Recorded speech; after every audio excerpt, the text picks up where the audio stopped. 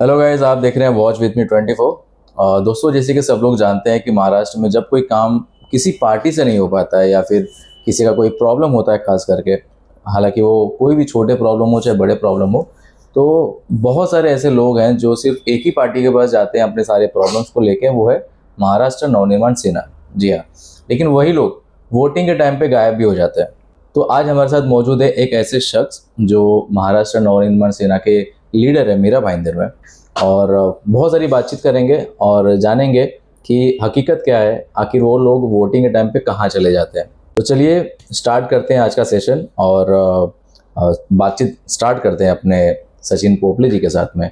और उम्मीद करते हैं कि ये वीडियो आप एंड तक ज़रूर देखेंगे। So welcome to our show Sachin दादा। तो सचिन दादा, सबसे पहले तो मैं ये जानना चाहूँगा, इवन जो भी लोग देखेंगे, चाहे जो लोग देख रहे हैं, वो सब जानना चाहेंगे कि मतलब ये आपकी महाराष्ट्र नवनिर्माण सेना की राजनीति आखिर स्टार्ट कैसे हुई, कब से स्टार्ट हुई? महाराष्ट्र नवनिर्माण सेना की स्थापना 2006 में मैं कोई भी पार्टी में नहीं था, लेकिन 2006 में सन्माननीय राज साहब ठाकरे ने जो पार्टी निकाली, उस टाइम पे मैंने एक सोचा कि मराठी मानुस, मराठी त्योहार, इनके लिए कुछ करने की धमक है। मराठी लोगों को नौकरी देने का एक धमक है उनमें। हर कोई सॉल्यूशन सन्माननीय राज साहब के पास है। तो 2006 में मैंने राज साहब की पार्टी ज्वाइन की। इसके पहले मेरे कोई घर में राजनीतिक नहीं है, लेकिन मुझे एक चाहिए था ऐसा लीडर कि मुंबई में पावर हो उसकी, एक इशारे पे उसका काम हो। और होता है, आज भी हो रहा है। भले उनकी सत्ता नहीं है, लेकिन आज भी उनके पास जो ताकत है वो कार्यकर्ता की ताकत है। उनके एक बुलंद आवाज पे हर व्यक्ति हो, हर युवक हो, वो रोड पे उतारते हैं। आज मेरे जैसे लोग हैं जो हर कोई आंदोलन में, आपने देखा रहेगा टोल नाका का आंदोलन, मराठी भाषा के लिए आंदोलन, त्योहार के लिए आंदोलन, जब दहीहंडी बंद किया उस टाइम पे हम लोग ने वो दहीहंडी, काली दहीहंडी बनाई थी। हर केस में, हर आंदोलन में हमारे ऊपर केस है। मराठी भाषा जागरूक रखने के लिए, मराठी त्योहार जागरूक रखने के लिए जो जो हम लोग को करना जरूरी है वो हम लोग ने किया। अभी हालांकि हमारी टोल नाके की केस थी, वो अभी डिस्चार्ज हुई, उसमें हम लोग को बाइज्जत बढ़ी, लेकिन हम लोग ने वो भी आंदोलन लोगों के लिए किया था। जो आंदोलन सन्माननीय राज साहब ने लिया था, उसके बाद 65 टोल नाका, ये बड़ी हम लोग की कामयाबी है कि 65 टोल नाका हम लोग को बंद किया महाराष्ट्र में। ये किसके वजह से? इसके पहले तो आप भर रहे थे। आज हमको बोल रहे मनसे ने क्या किया, मनसे ने जो किया है वो आपके सामने। अगर मनसे ने नहीं किया होता, सन्माननीय राज साहब ने अगर आवाज नहीं उठाया रहता, तो आज के तारीख में वो 65 टोल नाका आज भी अपने को भरना पड़ता था। जो जो रोड पे थे महाराष्ट्र में, जितने टोल नाके थे, वो सरकार ने क्यों बंद किए? हम लोग के आंदोलन की बात किया ना। तो उसका यश भी सन्माननीय राज साहब को जाता है, ये किसी सरकार को नहीं जाता है। क्योंकि उस टाइम पे सन्माननीय राज साहब ने जो आंदोलन पुकारा था, जो कार्यकर्ता रास्ते पे उतरे थे, टोल नाका फोड़े थे, उसके बाद 15 दिन हम लोग लिखित, मतलब जितनी गाड़ी जा रही उसका लिखित रखे थे। अभी क्या है, सरकार का और ठेकेदार का झोल है, उसके लिए हम लोग को बदनाम किया जा रहा है। लेकिन जब भी सन्माननीय राज साहब ठाकरे ने मंत्रालय में मीटिंग लिया था, तो उस टाइम पे जितने भी पत्रकार है बड़े बड़े, उनको साथ में लेके वो मीटिंग हुआ था। तो खैर, आपने जो जो स्टार्टिंग में जैसे बताया कि मेरे घर में कोई पॉलिटिक्स से कोई कनेक्टेड नहीं था, और जब राज साहब ठाकरे जब 2006 में आए थे, तो आपने देखा कि मतलब एक महाराष्ट्र, मतलब एक ऐसा व्यक्ति है जो मतलब जिसके बोलने पे बहुत सारी चीज़ें हो सकती है। लेकिन सचिन दादा, उसके पहले भी जब शिवसेना तो पावर में थी यार, मतलब इतना स्ट्रांग, जब बाला साहब ठाकरे भी थे उस टाइम पे, तो वो इतना स्ट्रांग, मतलब वो एक पर्सनालिटी था कि मतलब अगर कह दे कि ये चीज़ें नहीं करना, मतलब कोई नहीं करेगा। तब आपको नहीं लगा कि यार ये भी तो स्ट्रांग पार्टी है, शिवसेना भी तो स्ट्रांग पार्टी? जब बाला साहब ठाकरे थे, बाला साहब ठाकरे का देहांत 2012 में हुआ था, लेकिन 2006 में मन से आ गई थी। तो उस समय आपको नहीं लगा कि बाला साहब ठाकरे से भी क्या स्ट्रांग कोई हो सकता है? और ऐसा तो नहीं कहा जा सकता कि बाला साहब ठाकरे से भी स्ट्रांग कोई है, उनकी एक अलग पर्सनालिटी थी। उस समय आपको नहीं लगा कि यार मतलब मैं शिवसेना भी ज्वाइन कर सकता हूँ? मराठी की बात तो शिवसेना भी कर रही है। नहीं, लेकिन मुझे ऐसा लगा नहीं। बाला साहब ठाकरे स्ट्रांग थे, है और रहेंगे। स्वर्गवास होने के बाद भी हमारे सन्माननीय राज साहब के गुरु है, और उनको परम पूज्य माने जाते हैं। राज साहब मानते हैं, आज भी बाला साहब ठाकरे की जो भी बात आती है उसके आगे दिखेंगे तो सन्माननीय राज साहब रहते। मुझे नहीं लगा उस टाइम पे, क्योंकि मेरी एक कमाने की उम्र थी, उस टाइम पे मैं स्ट्रगल कर रहा था, तो मुझे ऐसा नहीं लगा। लेकिन मुझे वो राज साहब में देखा मैंने छवि, कि बाला साहब की छवि तो है राज साहब में, लेकिन मुझे राज साहब पसंद आए। किसी किसी की चॉइस रहती है, बाला साहब तो है ही, लेकिन मुझे उनके पार्टी में काम करना उचित नहीं लगा। मुझे बाला साहब की पार्टी में काम करना नहीं चाहता था, क्योंकि मुझे एक नया पार्टी बना था, नया एक स्ट्रगल था। युवक जितनी यंग लड़के लोग हैं वो सब सन्माननीय राज साहब के पास ही थे उस टाइम से। मतलब आपका कहने का मतलब ये है कि जब महाराष्ट्र नवनिर्माण सेना का जब स्थापना हुआ, जब स्टार्ट हुआ वो पार्टी, तो वहाँ पर अपॉर्चुनिटी ज़्यादा थी यंगस्टर्स को लेकर, खास करके कि जो मतलब ज्वाइन कर सकते हैं, अपना काम मतलब बेधड़क से कर सकते हैं उसमें, मतलब ये आपकी थॉट। जी जी जी। खैर, थोड़ा सा आते हैं निजी क्वेश्चन पे कि कभी आपको एज अ लीडर मतलब कभी ऐसा फेलियर फील हुआ है कि मतलब यार मेरा भाईंदर में इतने टाइम से मैं काम करते आ रहा हूँ, सारी चीज़ें करते आ रहा हूँ, जो भी प्रॉब्लम हो रहा है लोग आ रहे हैं मेरे पास, मैं सॉर्ट आउट कर रहा हूँ, लेकिन इलेक्शन के टाइम पे मैं फेल हो जा रहा हूँ, उसका क्या रीज़न लगता है आपको?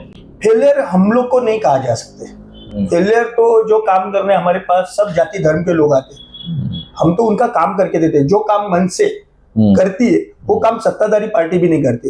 कोविड के टाइम पे हम लोग ने काम किया, पहला आंदोलन किया रहेगा कोविड में, तो एक लाश मतलब एक बीमार आदमी, उसको भरने के लिए पैसा नहीं था, वकाड़ में थे, वकाड़ में पहला आंदोलन किया, और उस टाइम से हम लोग ने कोविड में रास्ते पे उतरे। उस टाइम पे कोई नहीं था, सत्ताधारी पार्टी के तो आमदार तो गायब थे, आपको पता है उस टाइम पे, और बच्चे कुछ जो नगर सेवक थे वो लोग तो रास्ते पे आ ही नहीं रहे थे, क्योंकि वो डर चुके थे। और उनको क्या है, काम नहीं करना था, उनको लोगों का काम नहीं करना था, उनको खाली क्या करना था, उनको पैसा कमाना था। लेकिन महाराष्ट्र नवनिर्माण सेना ऐसी पार्टी है कि लोगों का काम करना था। हम लोग ने बिल माफ किया, उनको हेल्प किया। कोई लाश लेके जाने के लिए कोई तैयार नहीं था घर वाला, तो हम लोग ने किया। मैंने उस टाइम पे 3 ब्लड डोनेशन कैंप किया सर, जिस टाइम पे लोग नीचे नहीं आ रहे थे। कोविड के टाइम पे 3 ब्लड डोनेशन कैंप लिया, क्योंकि ब्लड की इतनी जरूरत थी लोगों को। तो मैंने खुद किया, मैंने सामने एक प्लॉट था उस पे किया, मैंने इधर किया। वैक्सीनेशन आने के बाद आपको पता है वैक्सीनेशन लेने के लिए लोग कितने तड़प रहे थे। ये जो एरिया था उसमें मैंने 775 रुपए का वैक्सीनेशन वो प्रोग्राम रखा था। आप मेरे प्रोग्राम देखोगे, मैंने जो कार्य किया है, मैं रास्ते पे तो उतरता हूँ, लेकिन लोगों के लिए हॉस्पिटल भी जाता हूँ, लोगों के लिए हाथ जोड़ता हूँ, और नहीं काम हुआ तो हाथ छोड़ता हूँ। ये हमारी मनसे की स्टाइल है, लेकिन लोगों को न्याय देने के लिए हम लोग को वो करना पड़ता है। खैर, आपने बताया कि लोगों के न्याय के लिए, मतलब कुल मिला के ये कह सकते हैं कि लोगों के न्याय के लिए आप लोग मतलब जिस हद तक जाना पड़े आप लोग जा सकते हैं, उसकी कोई लिमिटेशन नहीं है, राइट। लेकिन जब वोटिंग का टाइम आता है तो वो लोग क्या आप लोगों से नज़र मिला पाते हैं? जो लोग हेल्प मांगने आते हैं, चाहे जो लोग अपना काम करवाने आते हैं, तो आपको लगता है कि थोड़ा थोड़ा तो शर्म उनको आता भी होगा उस टाइम पे? अभी देखो यहाँ पे कैसा है, राजनीति पार्टी है, लोग अपने पास काम करने आते हैं, काम होने के बाद वो वोट के टाइम पे भूल जाते हैं। ये बात सच है। आपने मुझे क्वेश्चन पूछा कि आपका फेलियर क्या है, हम लोग का फेलियर नहीं, उनका फेलियर। जो चंद पैसे के लिए 5 साल में होने वाले इलेक्शन में अच्छा काम करने वाला नेता और बिना काम करने वाला नेता, बिना काम करने वाले नेता को आप चुन के देते चंद पैसे के लिए, क्योंकि हमारे पास पैसा नहीं, हम आपको वक्त दे सकते हैं, हम आपको न्याय दिला सकते हैं। आपने देखा रहेगा, एक उदाहरण है, 20 अप्रैल को एक बच्चे की जान गई गोपीनाथ मुंडे जलतरण तालाब में। उस टाइम पे कौन रास्ते पे उतरा? पहला हम लोग ने तिरडी आंदोलन लिया था। वो तिरडी आंदोलन का इम्पैक्ट इतना हुआ कि उनके ऊपर गुनाह दाखिल करने के लिए मजबूर हुआ। लेकिन क्या हुआ उसमें भारतीय जनता पार्टी के ठेकेदार थे, पदाधिकारी थे।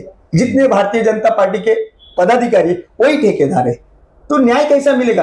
अब मैं बोलना चाहता हूँ, वहां पे एक मारवाड़ी का बच्चा था, मैंने ये नहीं देखा ना कि कौन बच्चा था, कि कौन से जात का है, कौन से धर्म का है। मैंने ये देखा कि बच्चे की जान गई। उस टाइम पे अगर मेरा बच्चा रहता तो आज मेरी क्या हालत होती। उसके लिए हम लोग आयुक्त के पास 3D आंदोलन लेके गए। उसके बाद कहीं बड़े नेता है, बड़े लीडर है, उनके कहने के ऊपर महानगर पालिका ने 3 दिन के बाद 353 जैसे गंभीर गुनाह हमारे ऊपर दाखिल किया। हम लोग हमारे लिए गए थे क्या? मैं क्या ठेका मांगने गया था? नहीं, एक बच्चे की जान गई थी, आपने निगलेक्ट किया। वो बच्चे की जान बच सकती थी, क्योंकि वहां पे गार्ड रहते स्विमिंग पूल में, वो नहीं थे। और उसमें जितनी मिलीजुली सरकार है, वो महानगर पालिका और भारतीय जनता पार्टी के पदाधिकारी, इनके मिली भगत से वो बच्चे की जान गई।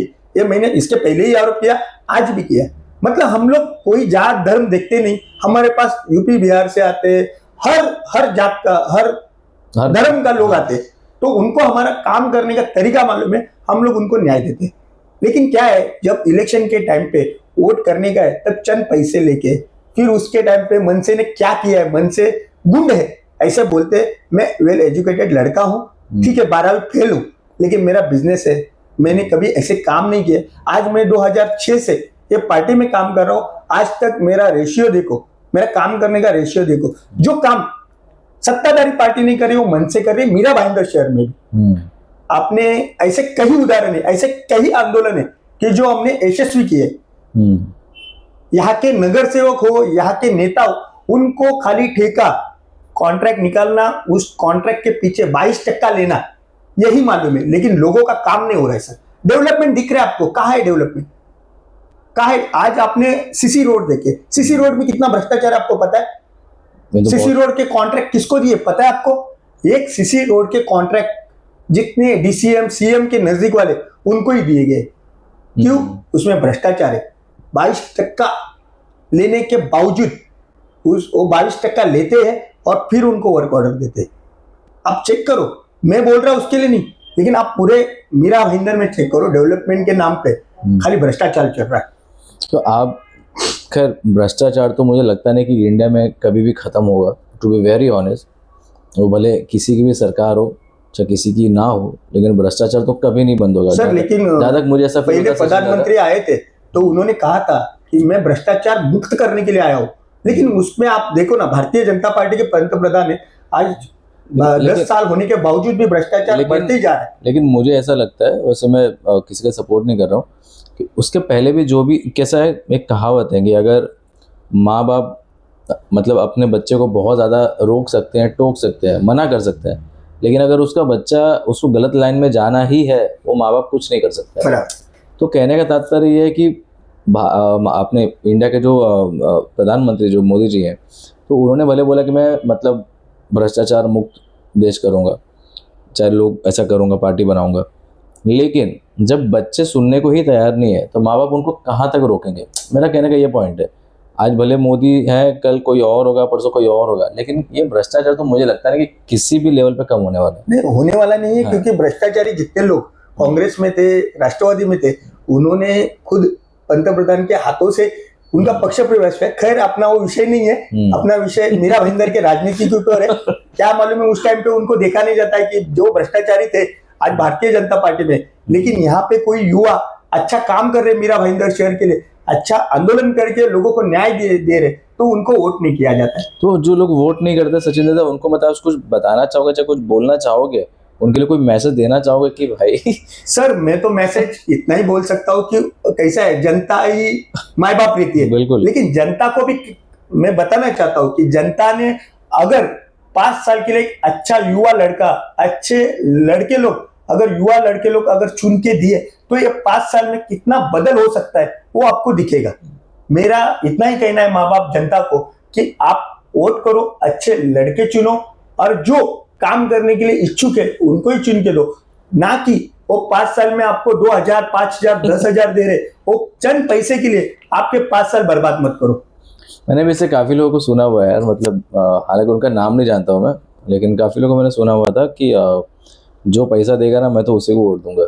लेकिन मुझे ये चीज़ इतना गलत लगा कि यार जो पैसा देगा तुमको 2000, 4000, 5000 रुपये दे रहा है, तुम उसको वोट दे रहे हो, चलो ठीक है, तुम्हारा पॉइंट ऑफ व्यू है, लेकिन उस इलेक्शन के बाद में जब आपको कुछ प्रॉब्लम होता है, काम करने जाते हो, जब कहीं लेके जाते हो, तो तब पैसा ही लेते हैं ना, तो वहां पर भी आपको पैसा ही देना है। क्योंकि अगर आप पैसा लेके काम कर रहे हैं तो उस टाइम पे वो बोलता है ना कि आज मैंने आपको पैसा दिया है, तो मुझे तो पैसा लेना है ना, तो कुछ भी आप काम लेके जाओ उनके पास, तो आपको पैसा लेके ही काम करेगा। और उसके लिए तो मैं बोला ना कि वोट करने के लिए अदर पार्टी के पास और काम करने के लिए मनसे के पास, क्योंकि मनसे वाले तो पैसे लेते नहीं, और उनको मालूम है अगर कोई आता है हमारे पास उसका गलती नहीं है तो उनको न्याय मिलता है। ये राज साहब के पास से छोटे से कार्यकर्ता हमारे जैसे उनके पास भी न्याय देने का काम करते हैं। मतलब ऊपर से लेके नीचे तक कोई काम सेम पॉलिसी है, सेम कोई कमीशन कुछ नहीं। मैंने पिछली बार उसके साथ भी किया था अपने सचिन साड़ुंके के साथ में, तो उसने भी मतलब बहुत अच्छा मुझे बोला कि यार हम लोग किसी से चार्ज नहीं करते, ना कोई कमीशन नहीं, लेते, हम लोग का जो काम है हम काम करके उनको डिलीवर करके दे देते हैं। सर हम लोग की गाड़ी, हम लोग का डीजल, हम लोग का वक्त, हम लोग का फोन, जाने के बाद चाय पानी का खर्चा होएगा तो वो भी हम लोग करते। ये वो न्याय देने की ट्रिक है। हम लोग को देखो, हमारे पास पैसा ज्यादा नहीं, लेकिन कोई न्याय मांगने आ रहा है तो कुछ तो मजबूरी होगी, उसके लिए अपने पास आए, उसके लिए हम काम करते हैं। लेकिन वोटिंग के टाइम पे वो चंद पैसे लेके कुछ अदर लोग को वोट करते, वही कुछ थोड़ा मन में ईटी फील होता है। खैर अभी ये तो इलेक्शन आ भी रहा है पास में, तो मतलब कितना प्रिपेयर है इलेक्शन के लिए? हम तो प्रिपेयर है, क्योंकि हम लोग ने कोरोना टाइम पे काम किया है। हम लोग रास्ते पे आप देखेंगे कि कुछ भी डिसीजन आता है गलत, तो महापालिका में महाराष्ट्र नवनिर्माण सेना एक विरोधी पक्ष नेता के तौर पे वहां पे दिखती है। आज तो कोई नगर सेवक नहीं है सर। आज भी आप पूरा प्रोफाइल देखेंगे, पूरा पेपर देखेंगे या मीडिया में देखेंगे, तो वहां पे आपको मन से दिखेगी। वहां के नगर सेवक किधर गए? आज मुझे बताओ ना, कोविड टाइम पे हम लोग ने ब्लड डोनेशन लिया, कोविड टाइम में हम लोग ने वैक्सीनेशन का किया कैंप, कोविड टाइम पे हम लोग हॉस्पिटल घूम रहे थे, लोगों को पैसा राहत मिले, लोगों को राशन बांट रहा था, लोगों को खाना बांट रहे थे हम लोग। मैं आपको फोटोज वीडियो में दे सकता हूँ उस टाइम पे कोविड के। हम लोग रोज हॉस्पिटल में जाके मदद मांग रहे थे। उस टाइम पे महापालिका ने ऑडिटर दिए थे, जो 4 हॉस्पिटल का ऑडिट 100 ऑफिसर करेगा। उस टाइम पे भी चंद लोगों ने, ये ऑफिसर लोगों ने जो एडमिट हुए थे, उनकी डेथ हुई थी, उनके बिल के ऊपर माफ करने की बात आई या कुछ कम करने की बात आई, तो उन लोगों ने उनसे हॉस्पिटल से पैसा लेके, मतलब आमच्यात मन आहे मराठीमध्ये, टाळूवरचं लोणी खायचं काम त्या अधिकाऱ्यांनी केलं. त्या अधिकाऱ्याचं नाव आहे सचिन बचाव. मी नाव घेऊन बोलतो, मी कधी असं मागोरी बोलत नाही, मायडे रिपोर्ट आहे. नंतर त्यानंतरही आम्ही त्याच्यामध्ये पूर्ण उतरलो. 2,98,00,000 रुपये जनतेला मी परत करायचं काम केलं ऑडिटच्या माध्यमातून. तुम्हाला पाहिजे असेल तर माझ्याकडे पेपर आहेत आजही. कोविडमध्ये जास्त बिल आकारलं म्हणून आम्ही सतत महापालिकेशी पाठपुरावा करत होतो. सतत आम्ही दर्शनी भागात बोर्ड लावले पाहिजेत की आज हॉस्पिटलमध्ये किती कोटा आहे. 20% कोटा वकाट सारखे हॉस्पिटल, तिथे 20% कोटा आपला महापालिकेचा आहे गरीब लोकांसाठी, तर ते 20% मध्ये देतात का ऍडमिशन? मग ते बिल जास्त लावले का? 10,000 रुपये, तुम्ही 8,000 रुपये त्यावेळेला एक रूमचे चार्जेस होते, ते 8,000 रुपये. व्हेंटिलेटर होते ते 12,000 रुपये होते, मग ते 12,000 आकारतायत का? मग त्यात हँडक्लोजचे चार्जेस होते, तो तुमचं शीट होती पीपीई किट, त्याचे चार्जेस लावायचे. त्याच्यावर आम्ही मात केली आणि ते पीपीई किट दिवसातून तुम्ही 2 ते 3 वेळा घेऊ शकता. पण त्या कस्टमर एक नाही ना, हॉस्पिटलमध्ये 20 बेड आहेत, तर 20 बेड मधनं घ्यायचे लोक, आम्ही नाही. मग ते आम्ही परत करण्यासाठी जनतेचे पैसे जास्त आले, 2,98,000 मी पाठपुरावा करून जनतेला जीपे च्या माध्यमातून, अकाउंटच्या माध्यमातून रिटर्न केलेले माझ्याकडे हिस्ट्री आहे, पेपर आहे, ते मी तुम्हाला दाखवू शकतो. म्हणजे कोविडमध्येही आम्ही काम केलं, पाण्याच्या साठी काम केलं, रस्ते नीट व्हावे. 22 करोडचा घोटाळा तुम्हाला माहिती आहे, MMRDAच्या माध्यमातून मुख्य रस्ता असेल, त्याच्यात घोटाळा झाला, तोही आम्ही पुढे आणला. त्यावेळेला माजी आमदार गीता मॅडम होत्या, गीता जैन, त्यांनी ते कॉन्ट्रॅक्ट दिले. आजही तुम्ही 5 वर्षाचं त्या कॉन्ट्रॅक्टमध्ये 5 वर्ष तो रस्ता दुरुस्तीचं टेंडर मध्ये लिहिलं होतं. 5 वर्ष तुम्हाला मागे लागून टेंडरवर जे लिहिलंय ते रस्ता बनवण्यासाठी सांगावं लागतं. म्हणजे याच्यात भ्रष्टाचाराचं किती प्रमाण आहे ते तुम्ही बघू शकता. आजही तुम्ही MMRDAच्या माध्यमातून डबल डेकर ब्रिज बनवलेत, रस्ता ब्रिज आणि नंतर वरती मेट्रो. खूप चांगली कल्पना आहे. नागपूर नंतर माझ्या मते मीरा भाईंदर मध्ये आहे, पण त्यामध्ये पण जे ब्रिज बनले त्यामध्ये पण भ्रष्टाचार झालाय सर. तुम्ही रस्ता जे उद्घाटन झालं DCMच्या हस्ते, मंत्री प्रताप सरनाईकच्या हस्ते, त्यानंतर 1.5 महिन्यात त्याच्यावर खड्डे पडले ब्रिजवर. म्हणजे तुम्ही पाहू शकता, हा MMRDA मंत्री आणि स्थानिक प्रशासनाने केलेला हा भ्रष्टाचार आहे. आणि ह्याच्यावर आम्ही काम करत आहे. याच्यावरही पेनल्टी मारलेली आहे ठेकेदार, पण पेनल्टी मारून काय फरक पडत नाही, कारण की एकत्र पेनल्टी आहे ज्या आतापर्यंत आहेत. त्यानंतर वरून फोन करून मंत्र्यांकडनं किंवा केंद्रीय लोकांकडनं ते माफ केले जातात.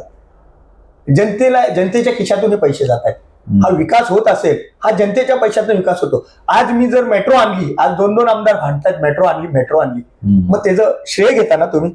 मग ते डबल डेकर ब्रिज बनलाय, त्याचं श्रेय कोण घेणार? डबल डेकरवर खड्डे पडलेत ना, त्याचं श्रेय कोण घेणार?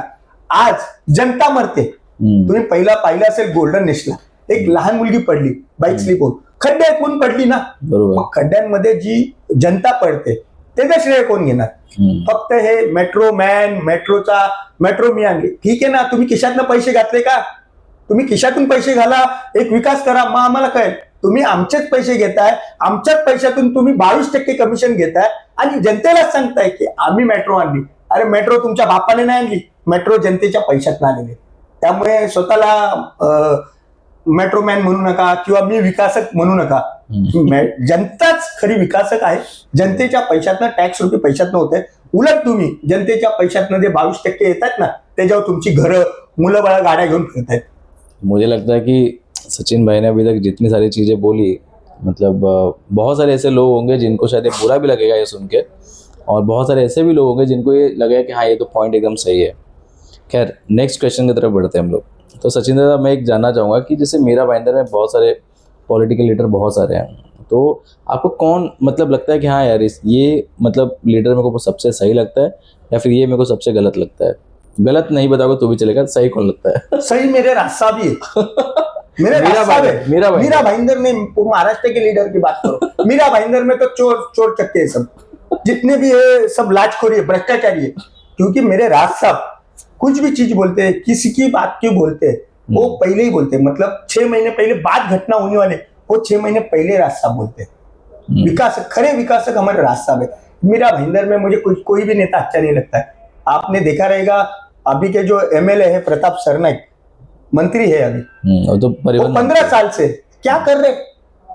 उन्होंने भी अभी जो हमारे ज्येष्ठ नेते हमारे ठाणे जिला अध्यक्ष अविनाश दादा जाधव, उन्होंने 8 दिन पहले प्रेस कॉन्फ्रेंस लेने की बात की थी, और वो सच है. मेरे पास पुरावा है, 200 आरक्षण नंबर है, 233 सर्वे नंबर है, और वो एजुकेशन के लिए वो प्लॉट था, और वो प्लॉट में भ्रष्टाचार हुआ है. इसके ऊपर मेरा नेता ही बात करेगा क्योंकि उसकी अनुमति नहीं है. लेकिन मैं इतना कहना चाहता हूं कि आप 15 साल से मंत्री हो, और मंत्री के फैमिली में उन्होंने एक प्रेस कॉन्फ्रेंस में कहा था कि मेरे बहू के नाम पे वो मैंने ट्रस्ट खोली है और उसकी जगह ली है एजुकेशन के लिए. लेकिन मैं कहता हूँ खासदार हो, आमदार हो, मंत्री हो, जज हो, उनके जितने भी रिलेटिव है, उनको एक जगह, सरकार की जगह लेने का हक नहीं है, फिर भी लिया जाता है. ये भ्रष्टाचारी है ना. आज आपने देखा रहेगा घोड़बंदर रोड, रोज आपको सुर्खिया में, आज यहाँ से घोड़बंदर जाना है, यहाँ से मीरा रोड जाना है, अपना बोरीवली जाना है, यहाँ से वसई जाना है, सब ट्रैफिक में अपन बीच में. आज यहाँ से बोरीवली जाने के लिए 1 घंटा लगता है, थाना जाने के लिए 3 घंटा लगता है, और वसई विरार जाने के लिए 4 घंटा लगता है. तो लोगों ने क्या विकास किया? वो कहते हैं मैं आमदार हूँ, मैं मंत्री हूँ, लेकिन आमदार हो, मंत्री हो, लेकिन 15 साल में आपने क्या किया? जनता को यही हालत में रखा. आज यहाँ के खासदार है, एक भी बार आए नहीं मीरा भाईंदर शहर में. उस टाइम पे हम लोग ने प्रचार किया, हमको लगा कुछ अच्छा होएगा, लेकिन खासदार साहब ने यहाँ पे ऑफिस नहीं खोला. जनते का कुछ भी काम है खासदार के लिए जो लगता है, उनको थाना में जाना पड़ता है. थाना में जाने के बावजूद भी खासदार साहब मिलते नहीं. ये इनका फेलियर है. हमने उस टाइम पे प्रचार करके गलती किया ऐसा हमको लग रहा है. अभी दूसरी बात कहे तो 145 के आमदार है, क्या काम किया? जब वो आमदार नहीं थे तो उन्होंने फावड़ा घमेला लेके रास्ते के ऊपर भ्रष्टाचार हुआ. आज भी आमदार हो गए, उसके बाद भी खड्डे थे, तो उस टाइम पे कहा भ्रष्टाचार नहीं हुआ? भ्रष्टाचार हुआ तो आप सत्ते में, आपकी राज्य में सत्ता है, केंद्र में सत्ता हो, तो आप काम कर सकते हो ना. अभी 5 साल कंप्लीट नहीं हुआ वो 22 करोड़ के रोड को, अभी नया टेंडर निकले, आपको मालूम है कि नहीं? नहीं मालूम. काफी लोगों को पता ही नहीं है. छत्रपति शिवाजी महाराज का स्मारक है, वहां से लेके वेस्ट तक सीसी रोड बन रहे, भाईंदर वेस्ट तक, जहाज से मेट्रो गई, सीसी रोड बन रहे. क्यों बन रहे? MMRD के माध्यम से. 5 साल तो पूरा होने दो, पूरा काम तो कंप्लीट होने दो, उसके बाद सीसी रोड निकालो ना. अभी जब काम चल रहा था उस टाइम पे आपने क्या किया? 22 करोड़ का रोड बनाया, मास्टेक रोड बनाया. मास्टेक कितना फेल हो गया मीरा भाईंदर में, आपने देखा ही रहेगा. अगर वो काम करने के बाद 22 करोड़ रुपए लगाते तो आज शहर के काम आते थे. कहने का मतलब यही सब कुछ जनते को मालूम है. जनता को क्या लगता है? नारियल फोड़ा, ये लाया, खुद के जेब से नहीं लाता. मैंने इसके पहले ही बोला, खुद के जेब से तो करो. अरे खुद के जेब से तो खाना नहीं खिलाते लोगों को, खाली वोटिंग में पैसा बांटते हैं. और उसको मालूम है मैं आज चुन के आने के पहले मैं पैसा बांटूंगा, चुन के आऊंगा, फिर मैं टेंडर लूंगा, वो टेंडर में मैं पैसा कमाऊंगा. ये इनके दिमाग में फिट है। लेकिन मैं जनता को कहना चाहता हूँ ऐसा मत करो कि युवा पीढ़ी है जिसमें कर दिखाने की इच्छा है। आज मैंने यहाँ पे पार्किंग है, पार्किंग के जगह पे मीरा भाईंदर एरिया का ये हॉट पॉइंट है, पूनम गार्डन।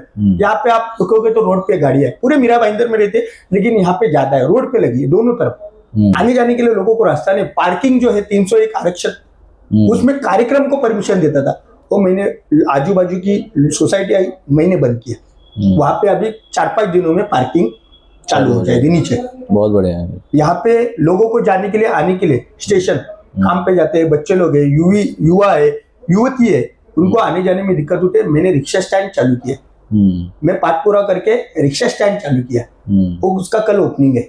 मतलब आपने सुना रहेगा भाईंदर वेस्ट में नेताजी सुभाष चंद्र बोस मैदान है, वहां पे एक बड़ा क्रिकेट शो होने वाला था। 138 दिन के लिए मैदान अचीव करके रखा था, उसका ना रेंट मिला ना उसका कुछ मिला, और 138 दिन यहाँ के जनता को खेलने नहीं मिला।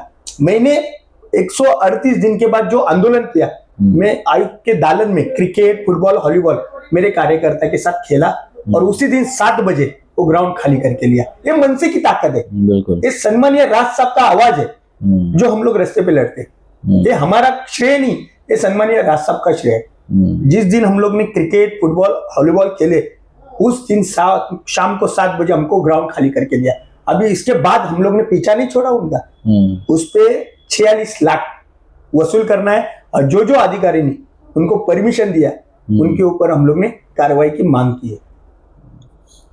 138 दिन कम नहीं होता यार, मतलब किसी चीज को ऑक्यूपाइड करके रखना। उसके बाद भी आपको मैं बताता हूँ, इसके बाद जो ईस्ट वेस्ट का ब्रिज है, वहां पे एक बड़ी होल्डिंग थी, आपने देखा रहेगा, बड़ी होल्डिंग थी, आज नहीं है वो किसकी थी? यहाँ के मंत्री, सीएम हो, उनके नजदीक का एक बंदा था, उसकी थी। वो अनलीगल तरीके से जो ढोले बाबा थे ना, ढोल बजा के गए मीरा भाईंदर की, उन्होंने उनको बिना परवानगी वो परमिशन दिया था होल्डिंग लगाने का। हम लोग ने लेटर डाला, पाठपुरावा किया, लेकिन उनका कुछ काम नहीं था करने का, उनका इरादा ही नहीं था, क्योंकि ऊपर से आए ना भाई, ऊपर से आने के बाद सब परमिशन वगैरह कोई पूछता नहीं। लेकिन महाराष्ट्र नवनिर्माण सेना ने शोले स्टाइल आंदोलन किया उस टाइम पे।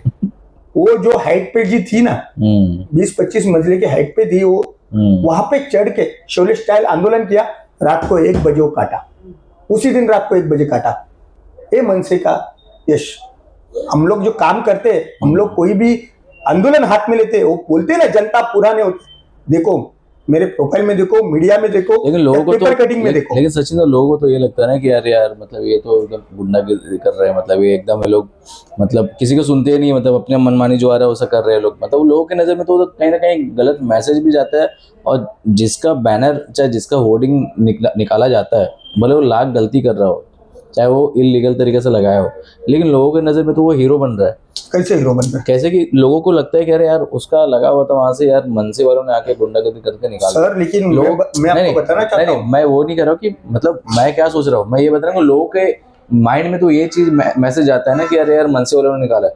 जैसे मनसे का जिस तरह का इमेज पहले से लोगों ने बना रखा है, हालांकि वैसा नहीं है, लेकिन जैसा इमेज बना रखा हुआ है, तो लोगों को तो लगता है कि अरे यार ये तो मतलब अपनी मनमानी कर रहे हैं यार, देखो इनका होल्डिंग मीटिंग निकाले, क्या जरूरत निकालने की। सर होल्डिंग के ऊपर व्यवसाय किया जा रहा था, जो बैनर लगते हैं ना होल्डिंग के ऊपर बड़े, उसका व्यवसायिक था। वो लोगों से पैसा लेके, जैसे बिल्डर के ऐड लगाए, बिल्डर से पैसा, राजनीतिक पार्टी हो उनका पर डे का 20-25 हजार अनलीगल, महापालिका की परवानगी ले लो और करो। अगर हम गलत है तो क्यों निकाला?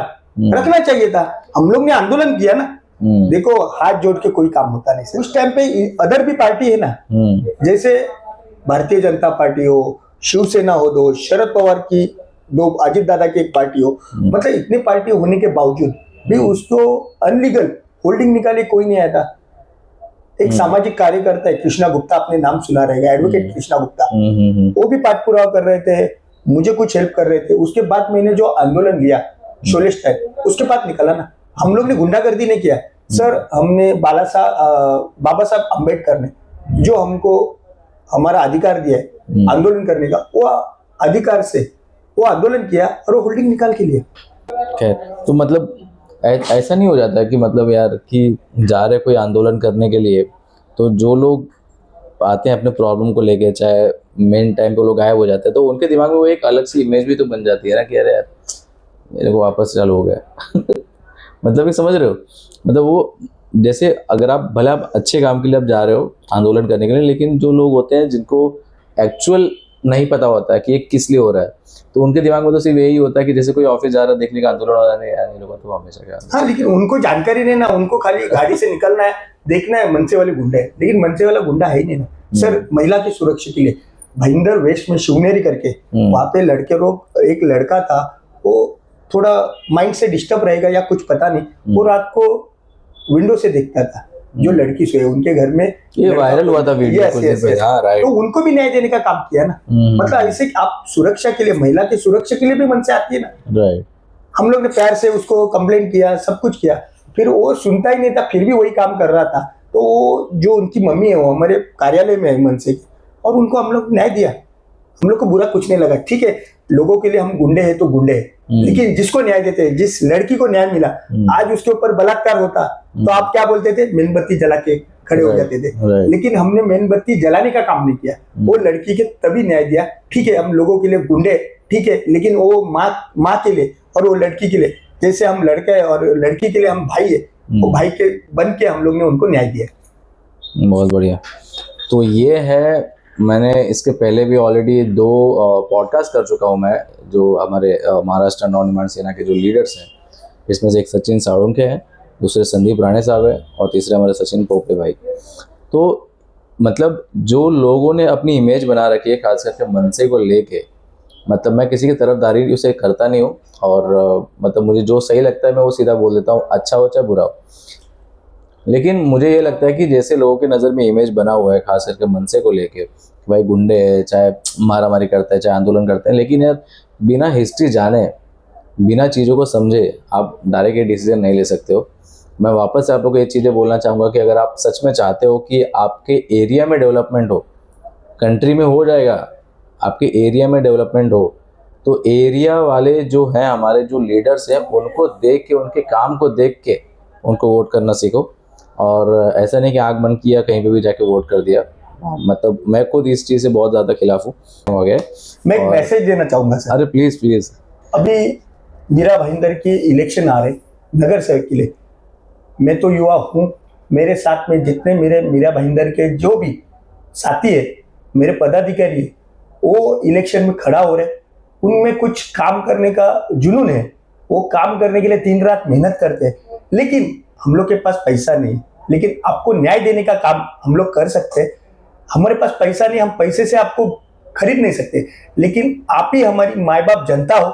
मैं आपको एक रिक्वेस्ट करना चाहूंगा, ये 5 साल में आप बिना पैसा जिसका लेने का ले लो, लेकिन वोट ऐसे युवाओं को डालो जो काम करने का उनमें जुनून है, काम करने की उनकी इच्छा है, उनको वोट करो, जिससे कल का परिवर्तन हो, मीरा भाईंदर एक अच्छे राह पे चले।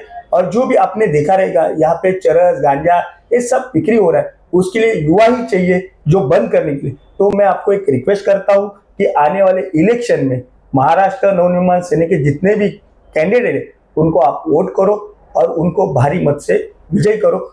मैं भी खड़ा हो रहा हूँ, तो मेरे ऊपर भी ध्यान रखो। जय जय Maharashtra. Thank you so much Sachin दादा, और उम्मीद करता हूँ कि इलेक्शन में पॉजिटिव ये है रिजल्ट है। Thank you so much guys, thank you so much.